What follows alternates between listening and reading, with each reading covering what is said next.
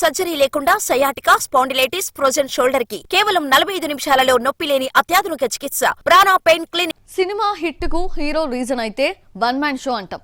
Music బాగుంటే musical hit గా చెప్తాం. స్క్రీన్ పై దర్శకుడి ప్రతిభ కనిపిస్తే డైరెక్టర్స్ మూవీ అంటాం. అయితే సంక్రాంతికి వచ్చి హిట్ అయిన 2 సినిమాల్లో వీళ్ళెవ్వరూ కారణం కాదా?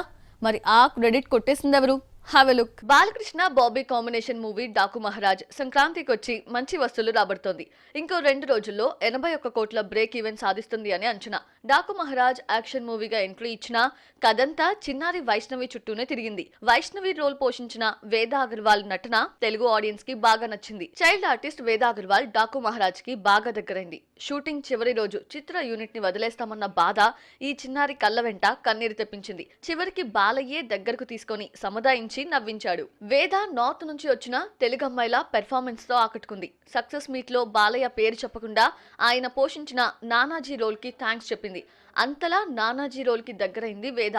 ఇక సంక్రాంతికి వస్తున్నాం గురించి ఎవరు మాట్లాడుకున్నా ముందుగా బుల్లిరాజు టాపిక్ రావాల్సిందే.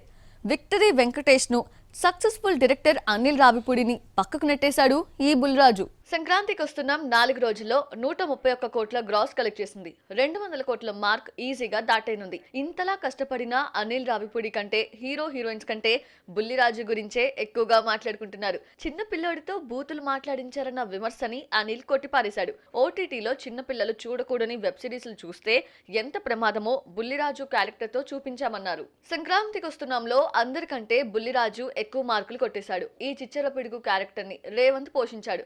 మొత్తానికి ఈ చైల్డ్ ఆర్టిస్ట్ రిపీట్ ఆడియన్స్ ని రాబడుతున్నాడు. సంక్రాంతి సినిమాల సక్సెస్ సీనియర్ హీరోస్ దే అని పూర్తిగా చెప్పలేం. ఆ క్రెడిట్ చిన్నారులు కొట్టేశారు.